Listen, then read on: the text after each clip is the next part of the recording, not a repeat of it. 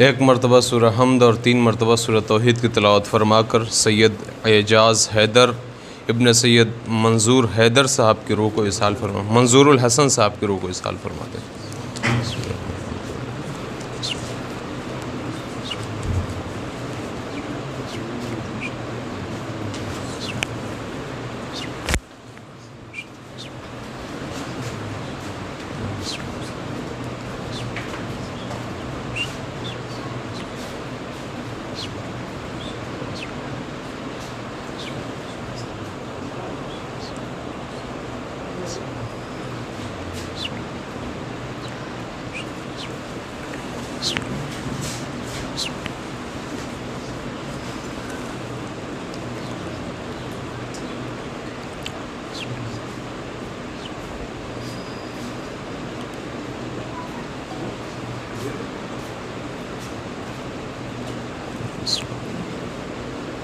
बर मोहम्मद वाले मोहम्मद सलवात।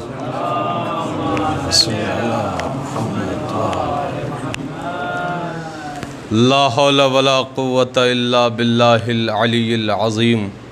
अऊज़ु बिल्लाहिस समीइल अलीम मिनश शैतानिर रजीम। बिस्मिल्लाहिर रहमानिर रहीम। अल्हम्दुलिल्लाहिल्लज़ी ला यब्लुगु मिदहतहुल क़ाइलून वला युहसी नअमाअहुल आद्दून वला युअद्दी हक़्क़हुल मुज्तहिदून अल्लज़ी लैसा लिसिफ़तिही हद्दुम महदूद वला नाअतुम मौजूद वला वक़्तुम मअदूद वला अजलुम ममदूद फ़तरल ख़लाइक़ बिक़ुदरतिही व नशर रियाहा बिरहमतिही व वत्तदा बिस्सुख़ूर मयादाना अर्दिही। अस्सलातु वस्सलाम व तहिय्यतु वल इकराम अलन नबिय्यिल मक्किय्यिल मदनिय्यिल क़ुरैशिय्यिल हाशिमिय्यिल अब्तही मौलाना व मौला तक़लैन जद्दिल हसनैन अबिल क़ासिम मुहम्मद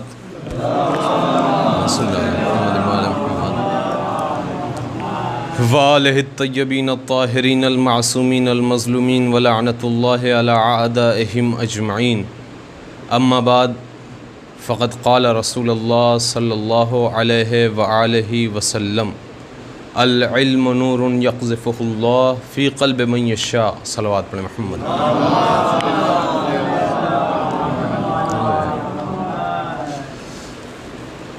अज़ीज़ाने मुहतरम,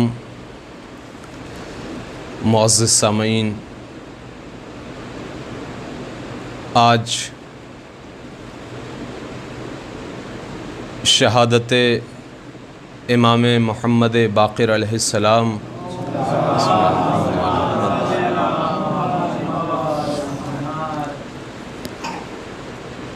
है, लेकिन उसके बावजूद ईसाल सवाब की मजलिस के हवाले से हम और आप बैठे हुए हैं। हम और आप जो ये ईसाल सवाब की मजलिस बर्पा करते हैं, इसका मकसद ही यही होता है कि हम अगर इन ज़वाते मुक़द्दसा की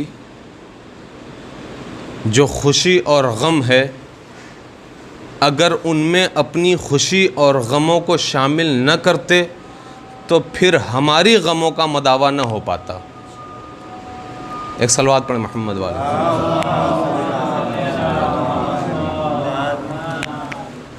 लिहाजा हम और आप हमारे घरों के जितने भी गम हों, जब गम करबला को याद करते हैं तो सब कुछ भूल जाते हैं, इसलिए कि वही एक समंदर है कि जहाँ पर तमाम गमों की इंतहा होती है। लिहाजा इमाम मोहम्मद बाक़िर अलैहिस्सलाम के हवाले से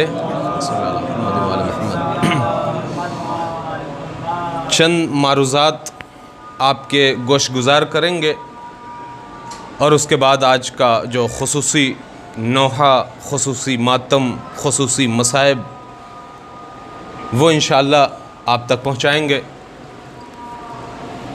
इमाम मोहम्मद बाक़िर अलैहिस्सलाम जो कि बाक़िरुल उलूम का लक़ब किससे मिला है?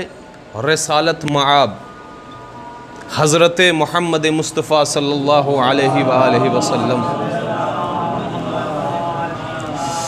मैं इसलिए मुसलसल इमाम के और रसूल इस्लाम के नाम अर्ज़ कर रहा हूँ ताकि अज़ान हो रही उसमें सलावात जारी रहे। एक सलावत।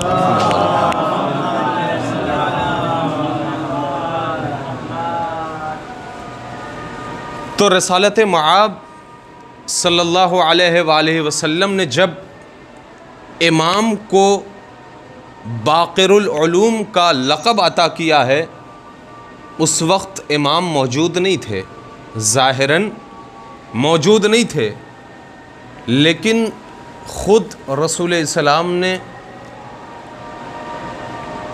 जाबिर इब्न अब्दुल्ला से और भी दीगर लोगों को, दीगर सहाबियों को कहा कि एक वक्त आएगा कि जब मेरा एक बेटा आएगा जो उलूम को इस कदर ज़मीन की तहों से निकाल कर उजागर करेगा।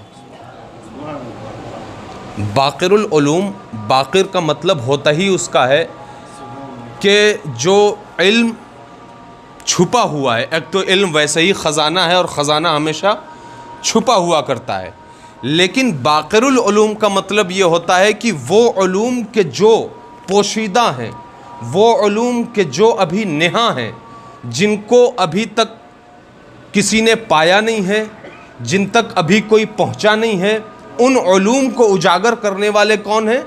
हमारे और आपके पाँचवें इमाम, इमाम मोहम्मद बाक़िर अलैहिस्सलाम।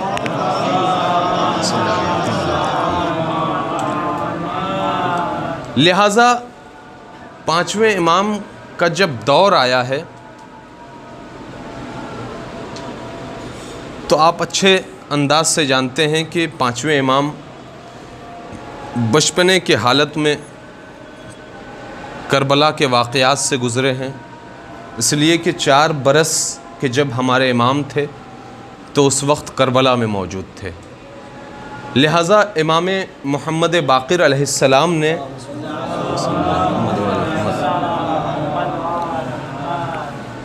मुसलसल करबला का सफ़र किया है और उसके बाद जब ज़िंदगी गुजारनी शुरू की, जब इमामत का दौर आया है तो इमामत के दौर में बहुत अजीब व गरीब पहलू आए हैं इमाम के सामने, इसलिए कि चौथे इमाम के दौर में तमाम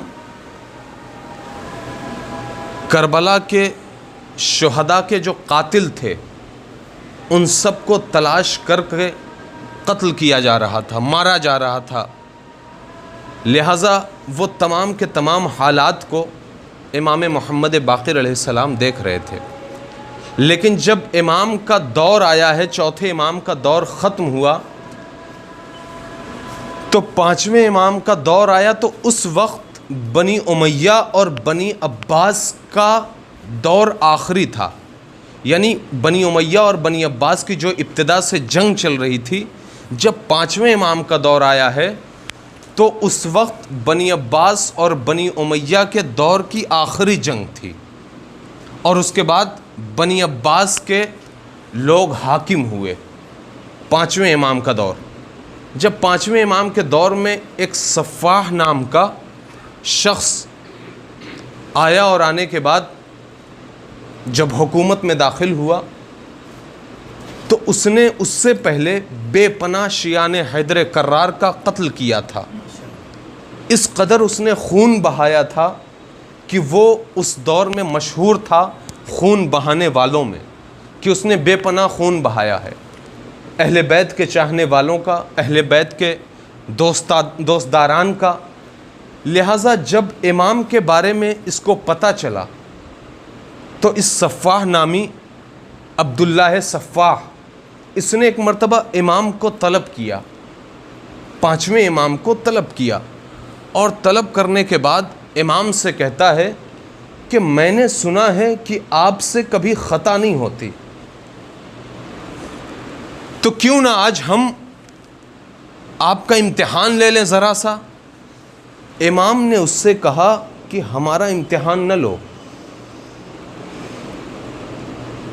इमाम ये बात समझ रहे थे कि मैं क्यों कह रहा हूँ, इसलिए कि इमाम इसलिए कह रहे थे कि तुम अपने मकसद में नाकाम हो जाओगे, लेकिन जब इमाम ने मना किया तो वो कुछ और समझ रहा था। वो ये समझ रहा था कि इम्तिहान के मैदान में इमाम पीछे हट रहे हैं, जबकि इमाम उसको रास्ता दिखा रहे थे कि ऐसा ना हो कि तुम लोगों के सामने शर्मिंदा हो जाओ। उसने कहा कि मैं ये चाहता हूं कि आपका ज़रा सा इम्तिहान हो जाए।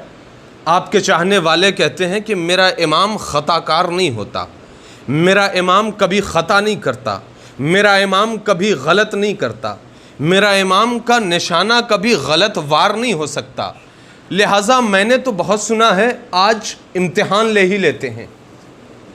उसने तीर और कमान मंगाए और निशाने को एक जगह पर रखा। लिहाजा जब निशाने को रख दिया और इमाम की तरफ तीर और कमान लेकर शख्स बढ़ा और इमाम की खिदमत में पेश कर दिया।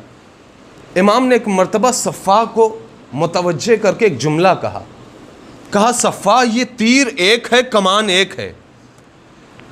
कमान से तो काम चल जाएगा, लेकिन तीर ज़रा तुम और मंगा लो, इसलिए कि एक तीर से तुम्हारा जो मतलब है वो शायद साबित ना हो सके, इसलिए कि तुम लोगों की जो ख़ानदान है, तुम लोगों का जो बैकग्राउंड है, वो हमेशा से वही है कि जो लोगों पर शक करता हुआ चला आया है। लिहाजा अगर एक तीर सही लग गया तो तुम्हारे दिल में खलबली मची रहेगी कि एक तो किसी की भी लग सकती है। लिहाजा इमाम ने कहा कि एक तीर नहीं बल्कि तुम और तीर मंगा लो। लिहाजा और तीर मंगाए गए।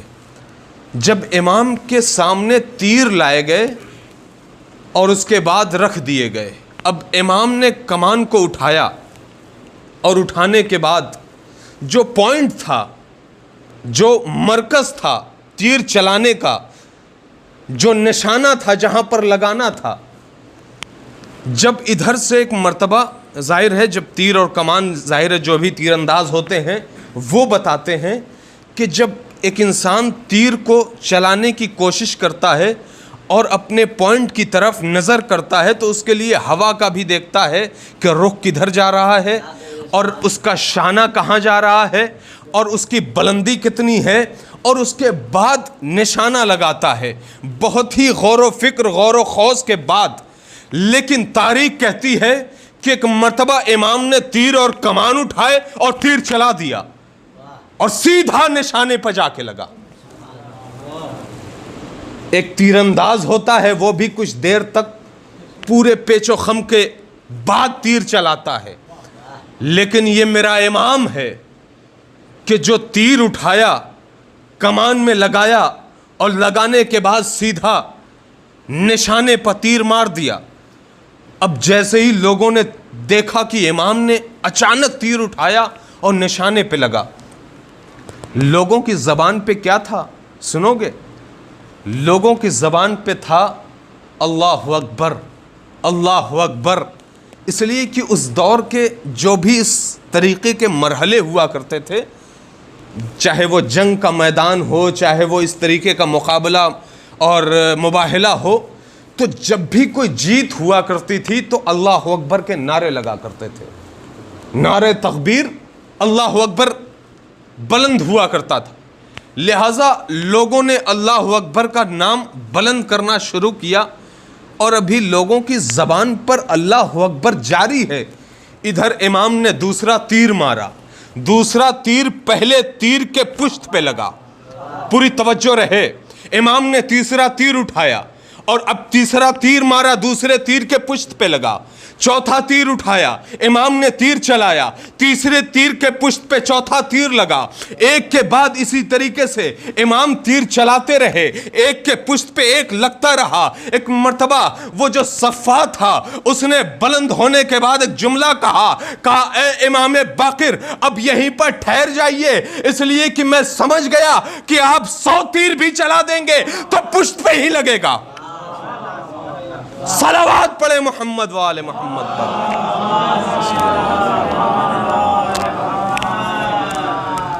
अगर आप 100 तीर भी चला दें तो भी मुझे यकीन है कि वो तीर के पुष्ट पे ही लगेगा, इसलिए कि ये आले मोहम्मद के घराने के ऐसे लोग हैं कि जिनसे सिर्फ खता नहीं सोची जा सकती बल्कि गुमान भी नहीं किया जा सकता। और ये हमारा अकीदा भी है, ये हमारा ईमान भी है, और यही हमारी जान भी है कि जो हमारा इमाम है वो कभी खता नहीं कर सकता। वो चाहे मैदान जिहाद हो, वो चाहे मैदान इज़्दिवाज हो, वो चाहे मैदान ख़ानदान हो, वो चाहे मैदान करबला हो, वो चाहे मैदान इमामत हो, वो चाहे मैदान खिलाफत हो, किसी भी मैदान में हमारा इमाम कभी खता नहीं कर सकता। और सफ़ा ने यही जुमला कहा कि मुझे यकीन हो गया कि आपके चाहने वाले सही कहते हैं कि हमारा इमाम किसी भी हाल में खता नहीं कर सकता। लिहाजा अज़ीज़ान मोहतरम, और जाहिर है हम मानते ही ऐसे इमाम को हैं कि जो दूसरों के दरवाज़ों से सवालों के जवाब नहीं लिया करते। हम ऐसों को इमाम मानते हैं जो दूसरे दरवाजे से आए हुए सवालों के जवाब दिया करते हैं। लिहाजा अज़ीज़ान मोहतरम, इमाम ने ऐसा तीर चलाया कि वहाँ पर देखने वाले अंगुश्त बदंदा हो गए। खुद जो मुकाबले का ख़ास आदमी था उसने भी अपने आप को शिकस्त तस्लीम कर। लेकिन एक जुमला याद आ रहा है मुझे, यहीं से तीर की बात आ गई, लिहाजा दो जुमले मौलाए कायनात के मुझे याद आ गए कि मौलाए कायनात के पास एक शख्स आया मस्जिद कूफा में, और आने के बाद कहा, मौला मैं ये जानना चाहता हूँ कि मस्जिद कूफा की हद कितनी है। पूरी तवज्जो रहे, बहुत प्यारा दो जुमले का मैटर है। मौलाए कायनात से क्या सवाल किया? कहा, मौला ये मस्जिद कूफा की हद क्या है? इसलिए कि आप हजरात ने शायद सुना हो कि मस्जिद कूफा जब इमाम ज़मान अलैहिस्सलाम का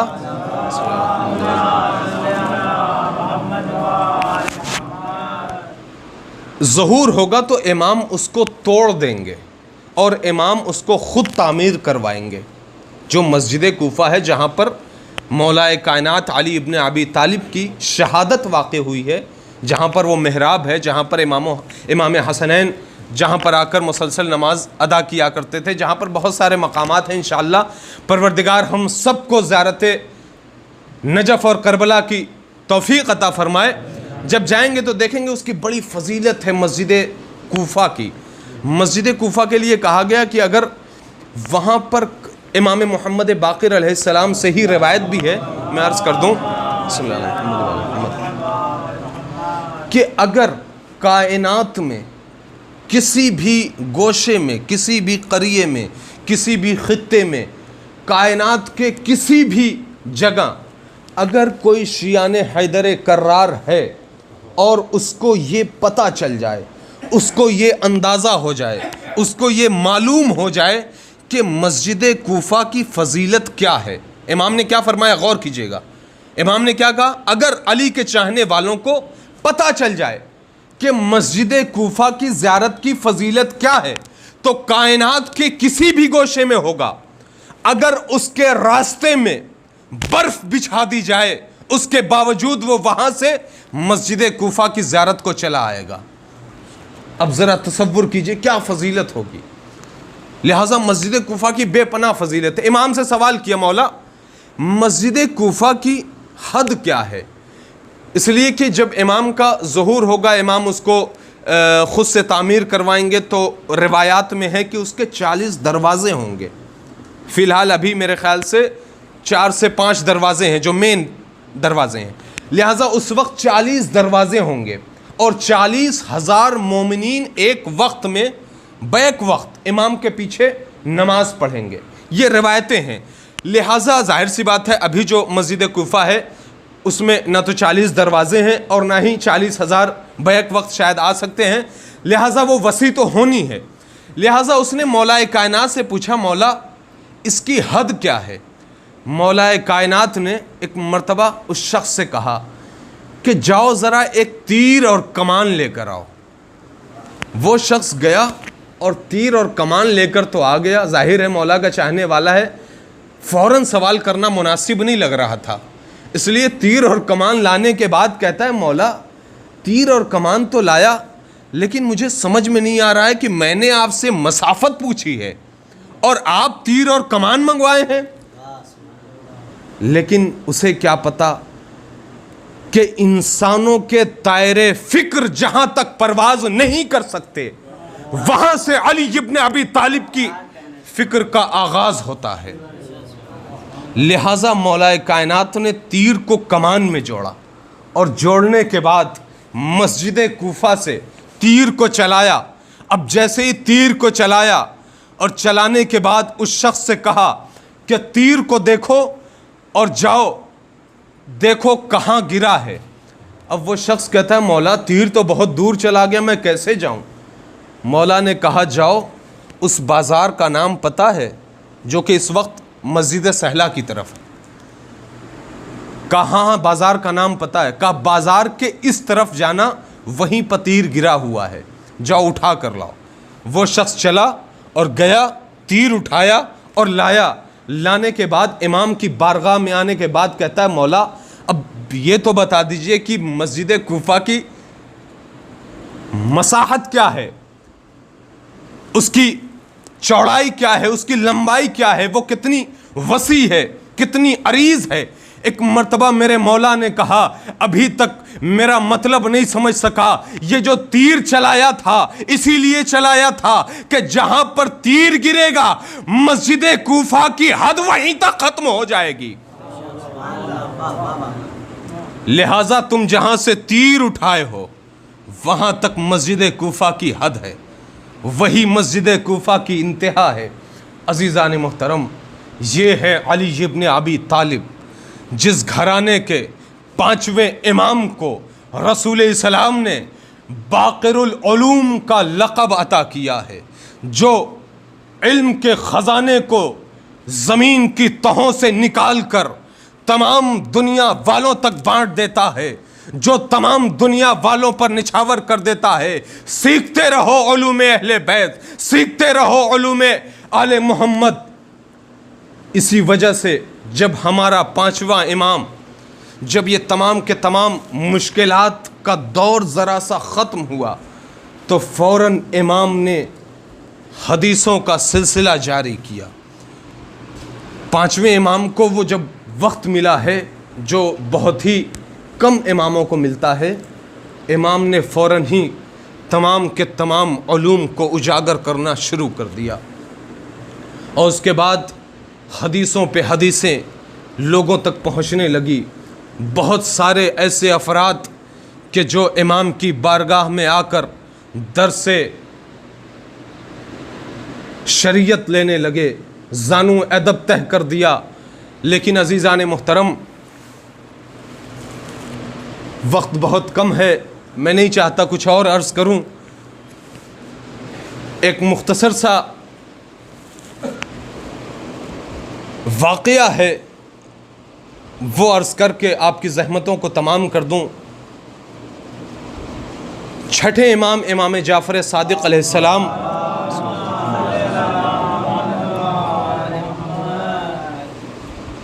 का कौल है, इमाम से रिवायत है कि मैं एक मर्तबा अपने बाबा के साथ मदीने से सफ़र पे निकला, तो हम रास्ते में थे, यानी 5वें इमाम और 6ठे इमाम रास्ते में थे कि एक तरफ कुछ पादरी का कोई फंक्शन था, कोई प्रोग्राम था। इमाम ने एक मर्तबा, और वहाँ पर जो ईसाइयों का हेड होता है जिसको पॉप बोलते हैं, वो आया हुआ था। इमाम ने एक मर्तबा कहा छठे इमाम से कि हम इस महफिल में ज़रूर चलेंगे। वहीं से रास्ते को अलग किया और उस महफिल की तरफ गामज़न हो गए। अब जैसे ही वो जो क्रिश्चियन का हेड था उसकी नज़र पड़ी इमामों पर, पांचवें इमाम और छठे इमाम पर जब नज़र पड़ी है तो एक मर्तबा उसने देखा कि चेहरे पर इतना रौब है, चेहरे पर इतना नूर है, ये हम ईसाइयों में से नहीं लगते। लिहाजा जब करीब आता हुआ देखा इमामों को तो उसने कहा अपने चाहने वालों से कि आप हजरात ज़रा रास्ता दे दीजिए, हट जाइए। इमाम को रास्ता दिया, इमाम अंदर दाखिल हुए। जब उसके सामने पहुँचे तो एक मर्तबा उसने सवाल किया, कहा आप हजरात हमारे मज़हब से नहीं लगते, क्या आप मोहम्मद के घराने से हैं? जैसे ही उसने सवाल किया, इमाम ने एक मर्तबा कहा कि हम उम्मते मरहूमा में से हैं। शायद मरहूमा सुन के सोचने लगें कि ये कौन सी उम्मत है। मरहूमा का मतलब होता है जिस पर रहमत नाजिल हुई हो। लिहाजा ये वाहिद उम्मते मोहम्मदी है कि जिस पर बेपनाह रहमतें नाजिल हुई हैं। आप तारीख उठाकर देख लीजिए कि इससे पहले जितने भी अंबिया की उम्मतें आई हैं, कभी अजाब नाजिल हुआ, कभी खुद नबी ने बद्दुआ कर दी, लेकिन ये वाहिद उम्मत है कि नबी हमारे दरमियान से गुजर गए लेकिन रहमतें अभी भी जारी हैं। लिहाजा जैसे ही इमाम ने कहा कि हम उम्मते मोहम्मदी में से हैं तो उसने एक सवाल किया, कहा आप आलिम हैं या जाहिल हैं? पांचवें इमाम ने कहा, बाक़िरुल उलूम ने कहा हम जाहिल नहीं हैं। ये है इमाम बाक़िरुल उलूम, जिसको लक़ब मिला हो, जो इल्म की तहों में जाकर उलूम को निकाल कर उजागर कर रहा हो। वो ये नहीं कह रहा है कि मैं आलिम हूं। उससे जब सवाल किया जा रहा है तो वो क्या जवाब दे रहा है? मैं जाहिल नहीं हूं। इससे दर्स लेना चाहिए आज के तमाम आलिमों को, तमाम इल्म रखने वालों को। लेकिन आज कल हमारे मुआशरे की सबसे बड़ी गलतफहमी ये है कि जब हम ये कहते हैं कि हमारे आलिमों को सबक लेना चाहिए तो सिर्फ हम उलमा की तरफ ज़हन लेकर जाते हैं। सिर्फ उलमा ही गलती नहीं करते, बल्कि हर वो इंसान कि जिसने चाहे दुनियावी इल्म हासिल किया हो, चाहे दीनी इल्म हासिल किया हो। मेरे कहने का मतलब यह है कि जब इमाम के पास इतना इल्म होने के बावजूद इतनी इनकिसारी के साथ जवाब दे रहे हैं, तो फिर आज का वो चाहे दीनी इल्म रखता हो, चाहे दुनियावी इल्म रखता हो, वो अपने उलूम पर गौर करे और उसके बाद जो अपने इल्म के घमंड में जमीन की तहों में घुस रहा है वो जरा सा बाहर निकले।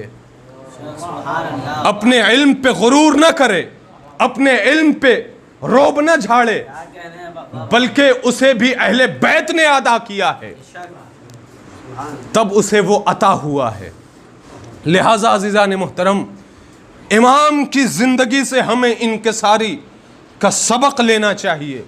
इमाम से क्या कहा? आप आलिम हैं उम्मते मोहम्मदी के या जाहिल हैं? इमाम ने कहा मैं जाहिल नहीं हूं। उसके बाद उसने बढ़कर सवाल कर लिया, एक सवाल कर सकता हूं? कहाँ सवाल करो। उसने कहा अच्छा ये बताइए कि वो कौन सी ज़मीन है कि जिस ज़मीन पर इब्तिदा से लेकर आज तक सिर्फ और सिर्फ एक बार सूरज की किरणें पड़ी हैं, सिर्फ एक बार। यानी कौन सी ऐसी कायनात में जगह है, जमीन है, खित्ता है, वो मकाम है कि जहां पर इतनी इब्तिदा से लेकर आज तक, दुनिया जब से कायम हुई तब से। इमाम से पूछा कि वो कौन सी जगह है। इमाम ने एक मर्तबा कहा कि वो जगह कोई और नहीं है बल्कि दरियाए नील में वो जो रास्ता जनाबे मूसा के लिए बनाया गया था, वो रास्ता जब बना था तो सूरज चमका था, शुआएं पहुंची थी, उसके बाद मूसा गुजर गए, फिरौन गर्क हो गया, उसके बाद खुदा ने पानी जब वहां पर पहुंचा दिया, उसके बाद से आज तक कभी वहां पर सूरज की किरणें नहीं पहुंची। अब जुमला सुनना, यहीं से बड़ा खूबसूरत जुमला है। वो हैरत अंगेज निगाहों से इमामों की तरफ देखता हुआ कहता है, एक और सवाल कर लूं? कहाँ सवाल करें? उसने कहा, ये बताइए कि वो दो लोग कौन हैं कि जो एक साथ पैदा हुए और एक साथ इंतकाल कर गए, लेकिन उन दोनों में साल भर का फर्क है। एक ही दिन पैदा हुए और एक ही दिन इंतकाल हुआ, लेकिन दोनों में साल भर का फर्क भी है। अब जैसे उसने सवाल किया, इमाम ने कहा, ये तो बहुत आसान सवाल है। उसने कहा, बताइए। इमाम ने कहा, वो नबी खुज़ैर और खुज़ैरा हैं कि जो एक दिन एक साथ पैदा हुए थे, जो हमारी ज़बान में जुड़वा पैदा होना कहते हैं, एक साथ पैदा हुए थे और एक ही साथ एक ही दिन इंतकाल भी हुआ था। लेकिन अब ये जो साल भर छोटे बड़े हो गए, जाहिर है आप भी सवाल करना चाहेंगे, जो हजरात अभी तक ये वाक़या नहीं सुने हैं, कि आखिर साल भर का फ़र्क कैसे हो गया। ये कुरान में वाक़या मौजूद है कि जब दोनों की विलादत हुई और लोग बड़े हो गए, तो एक मर्तबा जनाबे खुज़ैर ने परवरदिगार आलम की बारगाह में सवाल कर लिया। कहा, परवरदिगारा, एक बात मुझे समझ में नहीं आती कि जो मर जाता है उसे आप जिंदा कैसे करते हैं। जनाब खुज़ैर ने परवरदिगार आलम की बारगाह में कहा कि परवरदिगारा, जब लोग मर जाते हैं तो उसको दोबारा जिंदा कैसे करेगा, ये मुझे समझ में नहीं आता।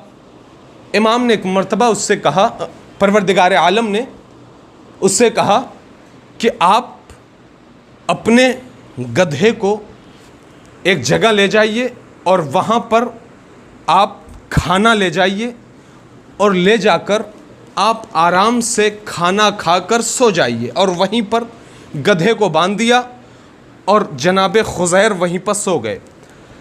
अब जब जनाब खुज़ैर सो गए तो जिस तरीके से अस्हाबे कहफ 300 साढ़े 300 साल बाद उठे थे, उसी तरीके से परवरदिगार आलम ने जनाब खुज़ैर को 100 साल की नींद सुला दिया। अब जनाब खुज़ैर जब उठे हैं तो उठने के बाद परवरदिगार आलम ने उनसे सवाल किया। ये कुरान में बाकायदा वाक़या है, आपको मिल जाएगा। परवरदिगार आलम ने सवाल किया, कितना सोए? तो जनाब खुज़ैर ने कहा, अपनी तमाम तर चीज़ों को देखकर, अपने हुलियों को देखकर, कहा तकरीबन 1 से 2 दिन सोया हूँ। यौम और यौमैन हो सकता है, ऐसे ही मिसाल कि हो सकता है 1-2 दिन सोया हूँ। लेकिन वो सोए कितने दिन थे? पूरे 100 साल, पूरे 100 साल सोए थे। अब एक मर्तबा परवरदिगार आलम ने जनाब खुज़ैर से कहा कि ज़रा गौर करें अपने उस जानवर पर कि जो जानवर को बांधा था और जब नींद की आगोश में गए थे, अब जब गौर करना शुरू किया तो वो जो जानवर था, परवरदिगार आलम ने जनाब खुज़ैर को दिखाया कि जनाब खुज़ैर सोते रहे 100 साल, और जनाब खुज़ैर का वो गधा, गधे से मिट्टी हुआ, मिट्टी से फिर गोश्त हुआ, गोश्त से हड्डी हुआ, हड्डी से फिर गधा हुआ, और गधे से फिर जवान हो गया। जनाब खुज़ैर ने जब देखा तो कहा क्या माजरा है। मौला ने, परवरदिगार आलम ने कहा कि तुम जो 1 और 2 दिन सोने की बात कर रहे हो, बल्कि तुम 1 दिन नहीं, तुम 100 साल सो के उठे हो। जब एक मर्तबा 100 साल, 100 साल कहा तो ये परेशान हो गए, और परेशान होने के बाद अपने घर की तरफ पहुँचे। लेकिन यहाँ पर एक जुमला कहना चाहता हूँ कि जो जनाब खुज़ैर की बगल में, जो जनाब खुज़ैर के साथ गधा 100 साल तक सोता रहा, तो एक बात तो यहाँ पर तय हो गई कि जो नबी की बारगाह में 100 साल तक भी गधा सोता रहा, और जब उठा तो गधा का गधा ही रहा। वो जितना भी सोया गधा के गधा ही रहा। लेकिन जब जनाब खुज़ैर अपने घर गए और खुज़ैरा की बारगाह में पहुंचे, और पहुंचने के बाद एक मर्तबा अभी जनाब खुज़ैर कुछ बोलते कि जनाब खुज़ैरा ने कहा कि आपकी शक्ल बिल्कुल हमारे भाई जैसी है, इसलिए कि इतना अरसा गुजर चुका था। अब जैसे ही जनाब खुज़ैर ने सुना, जनाब खुज़ैर ने कहा भाई जैसी नहीं, बल्कि मैं भाई खुज़ैर हूं। परवरदिगार आलम से यह सवाल किया था, और परवरदिगार आलम ने हमें इतने सालों तक सुला दिया था, और यह बताने की कोशिश की थी कि जब एक इंसान मर जाता है तो हम उसे कैसे उठाते हैं। लिहाजा अज़ीज़ान मुहतरम, और उसके बाद जनाबे खुज़ैर और खुज़ैरा का इंतकाल भी एक ही दिन हुआ। तो सिन के एतबार से परवरदिगार आलम ने फर्क कर दिया था, लेकिन एक ही दिन पैदाइश भी हुई और एक ही दिन इंतकाल भी हुआ, लेकिन 100 साल का फर्क था। लिहाजा अज़ीज़ान मुहतरम, ये है परवरदिगार आलम की बारगाह में सवाल करने वाले। जब अंबिया भी सवाल करते हैं तो उनको ऐसा जवाब मिलता है परवरदिगार की तरफ से कि काने हो जाए, इसलिए कि उम्मत का लीडर है। लेकिन हमारा जो नबी था, हमारा जो नबी है, वो है रहमतुल लिल आलमीन। और नबी का वसी वो है कि जो कहता हुआ नज़र आता है कि अगर मेरी आँखों से सारे पर्दे हटा दिए जाएं तब भी मेरे ईमान में फ़र्क नहीं होगा। ये है मौलाए कायनात के ईमान का दर्जा, ये है मौलाए कायनात के ईमान की बुलंदी। लिहाजा अज़ीज़ान मुहतरम, 5वें इमाम इस अली का लाडला, इस अली का एक ऐसा लाल कि जिसने अहले बैत के तमाम उलूम को उजागर करके दुनिया वालों को अता किया था। और इमाम मोहम्मद बाक़िर अलैहिस्सलाम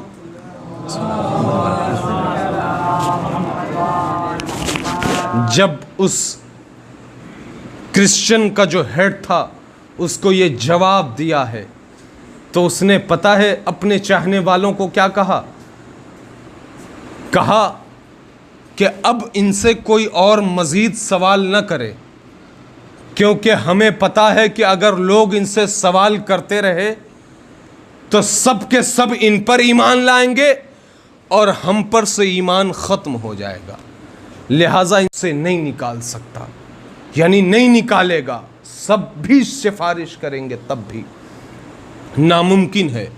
लिहाजा अज़ीज़ान मोहतरम, इमाम ने फरमाया ये शुक्र है कि हम आले मोहम्मद के चाहने वाले हैं। पांचवें इमाम फरमाते हैं कि अगर यही एक जुमला उसके बाद इमाम के मसाइब आपके क़ुलूब तक पहुँचाऊँगा। पांचवें इमाम ने फरमाया कि अपने क़ुलूब में अगर हमारी मोहब्बत की खून की ठंडक महसूस करते हो तो अव्वलीन नेमत का शुक्र अदा करो। अव्वलीन नेमत का शुक्र अदा करो। मैं लफ्ज़ अदा कर रहा हूँ, यही इमाम का जुमला है। बराबर में खड़े हुए शख्स ने सवाल कर लिया, मौला ये अव्वलीन, ये अव्वल, ये इब्तिदाई, ये पहला, ये पहली नेमत ये है क्या? तो इमाम ने फरमाया हम अहले बैत की मोहब्बत है। जब भी अपने कलेजे में महसूस करो तो शुक्र खुदा में अपने सजदे को अपने को दाखिल कर दो, अपनी पेशानी को ख़म कर दो। लेकिन हाँ अज़ीज़ान मुहतरम, बहुत वक्त हो गया। आज इमाम की शहादत है, शहादत का दिन गुज़र गया। इमाम के दो जुमले मसाइब अदा कर दें। क्या इमाम के मसाइब पढ़ा जाए कि जो इमाम इब्तिदा से मसाइबों आलाम के साए में गुज़र रहा है। इमाम 4 बरस का है, करबला की सख्तियाँ हैं। इस इमाम ने बड़े मसाइब देखे हैं। एक होता है इमाम के ऊपर ख़ुद मसाइब गुज़रे, नहीं, इमाम ने ऐसे ऐसे मसाइब देखे कि बड़ा मुश्किल मरहला था। चौथे इमाम हैं, करबला जब पहुँचे तो जाहिर है 4 साल का मेरा इमाम है, सरज़मीन करबला पर उतरते हुए भी देख रहा है। पांचवा इमाम है, 4 साल के बरस में खैमे को हटाते हुए भी देख रहा है। और उसके बाद मारके करबला को मेरे इमाम ने अपनी आँखों से देखा कि कभी अली अकबर जा रहे हैं, कभी अब्बास जा रहे हैं, कभी कासिम जा रहे हैं, कभी औनो मोहम्मद जा रहे हैं और आखिर में हुसैन जा रहे हैं। मेरा इमाम देखता रहा, शहादत देखता रहा, देखता रहा, देखता रहा। लेकिन इमाम के कलेजे से पूछें कि अब जब इमाम के बुजुर्ग ख़त्म होते रहे तो इमाम की तड़प बढ़ती रही। इसलिए कि इमाम है, इमाम बचपने से इमामत पा जाता है, बचपने से तमाम इल्म आ जाता है। लिहाजा इमाम ने वो मरहले भी देखे कि जब ख़याम लूटे जा रहे हैं, ख़याम को जलाया जा रहा है। इमाम ने तमाम सख्तियाँ देखी। इमाम ने वो मख्तल भी देखा कि जहाँ शहादत मिली। उसके बाद वो जगह देखा कि जहाँ पर फुफियाँ एक खैमे से दूसरे खैमे में, दूसरे खैमे से तीसरे खैमे में। उसके बाद इमाम ने वो मरहला भी देखा कि करबला से कूफा, कूफा से शाम, ये मरहला भी इमाम ने देखा। कभी इमाम ये देख रहे हैं कि सकीना तमाचे खा रही है, कभी इमाम देख रहे हैं मेरी फुफियाँ ताज़ियाने खा रही हैं, कभी इमाम देख रहे हैं कि मेरे मौला अब्बास का सर घोड़े के टापों में ऐसे डगमगा रहा है। जब लोगों ने कहा ये क्यों जमीन पर आ जाता है, तो लोगों ने कहा कि जब सकीना जमीन पर आ गई और जमीन पर आने के बाद लोगों के तमाचे लगने लगे, लोगों के ताजियाने लगने लगे। और जब ज़ैनबो कुलसूम के सरों पर ताजियाने लगाने लगे, लोगों ने ज़ैनबो उम्मे कुलसूम के सरों से चादर छीनने लगे। तो अब्बास का सर जो अभी तक नौके नेजा पर था अब वो बुलंद न रह सका, इसलिए कि ये कौन है? ये गैरतदार भाई है, ये गैरतों का बादशाह है। अरे जब गैरत इतनी आई बर्दाश्त न हो सका तो अपने आप को ज़मीन पर गिरा लिया करता था। इसीलिए पांचवें इमाम ने जब भी मजलिस पढ़ना शुरू की तो एक मर्तबा इमाम ने कहा कि चौथे इमाम हमेशा कहा करते थे कि तमाम अहले बैत का तस्करा ज़रूर करना, करबला वालों का तस्करा ज़रूर करना। किसी भी इमाम की शहादत हो, किसी की इमाम की शहादत की मजलिस हो रही हो, मसाइब हो रहा हो, लेकिन करबला वालों का मसाइब ज़रूर पढ़ा करो। लिहाजा अज़ीज़ान मोहतरम, इमाम ने वो तमाम मरहले देखे। मेरा पांचवा इमाम 4 साल के सिन में 4 साल का है, लेकिन करबला के बाद कूफा और कूफा के बाद शाम का मरहला देख रहा है। जब शाम के दरबार में पांचवें इमाम ने एक मर्तबा वो वाक़या देखा कि जब इमाम से लोगों ने सवाल किया, मौला हमने बहुत सुना है कि जब शाम का दरबार आया तो अहले बैत के लिए बड़ा संगीन मरहला था। इमाम ने कहा हाँ बड़ा संगीन मरहला था। कहा मौला ज़रा कुछ बयान करिए क्या माजरा था।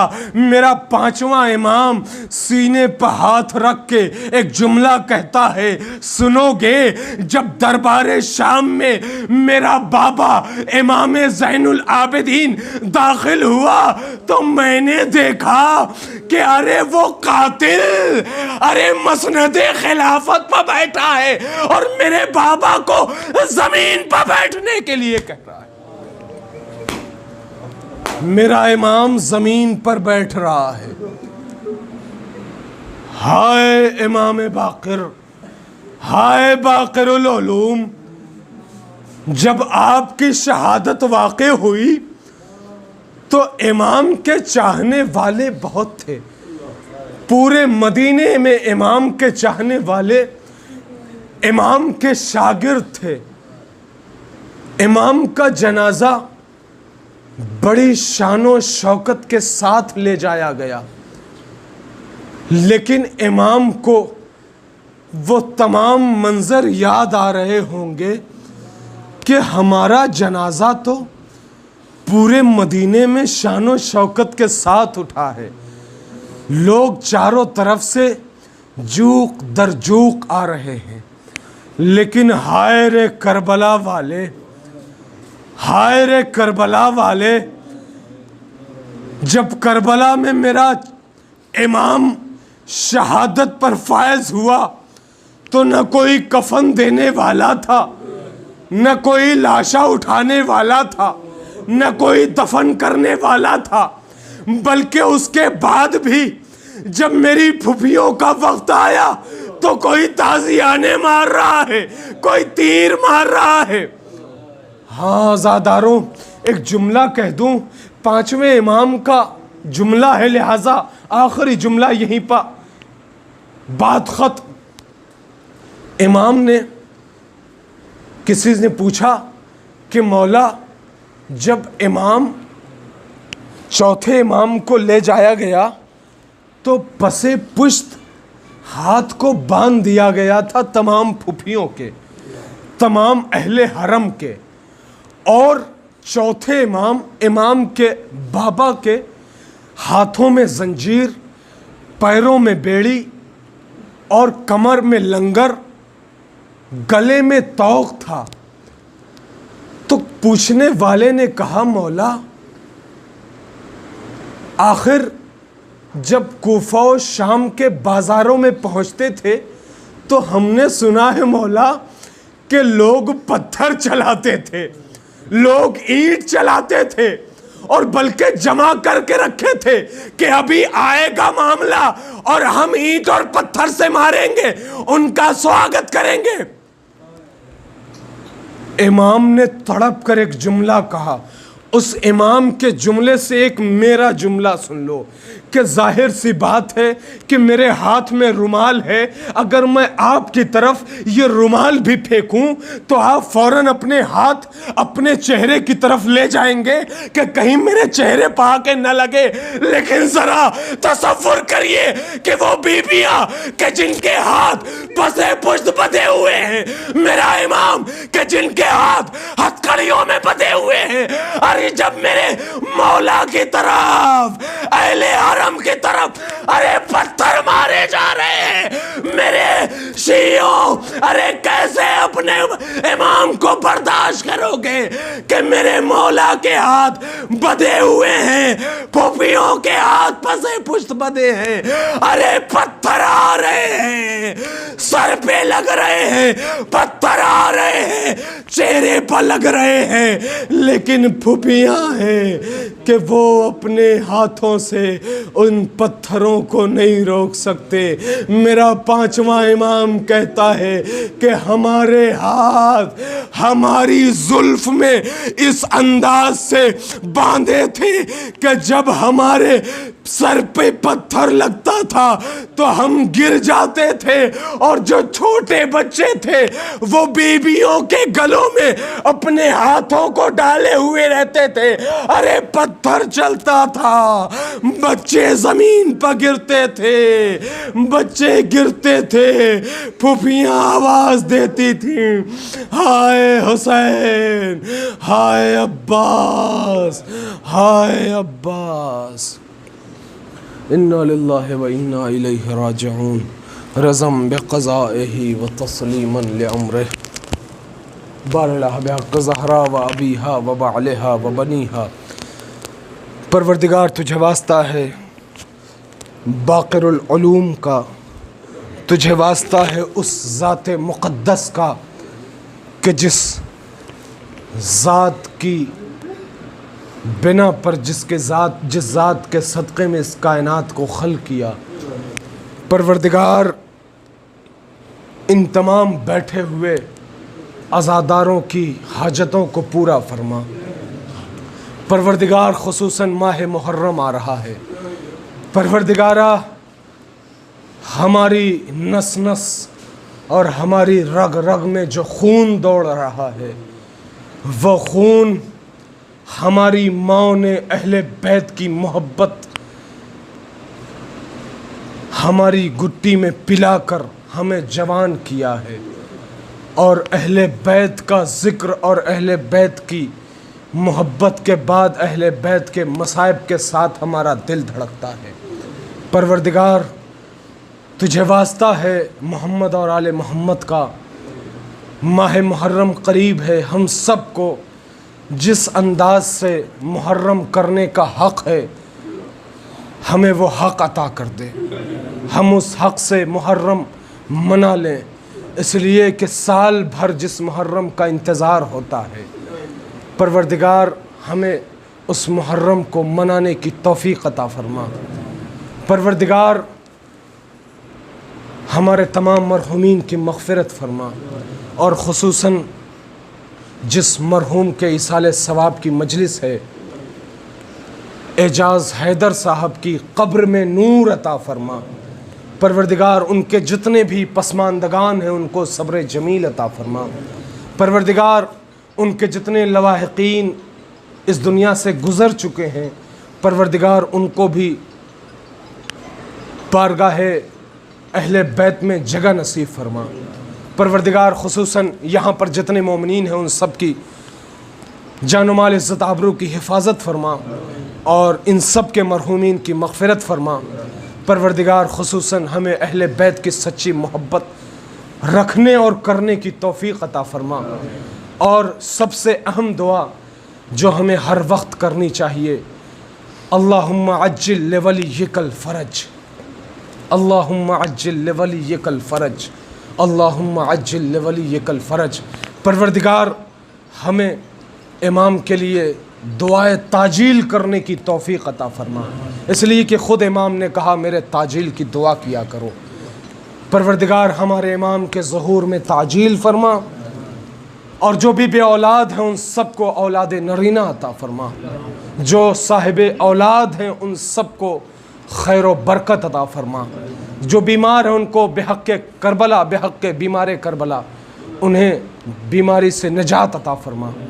परवरदिगार, हमारी झोली में जितनी भी दुआ है, जितनी भी तमन्ना है, जितनी भी आरजू है, जितनी भी ख्वाहिश है, परवरदिगार उन सब ख्वाहिशों को तू बेहतर जानता है। हमारे दिलों के राज को तू अच्छे तरीके से जानता है। परवरदिगार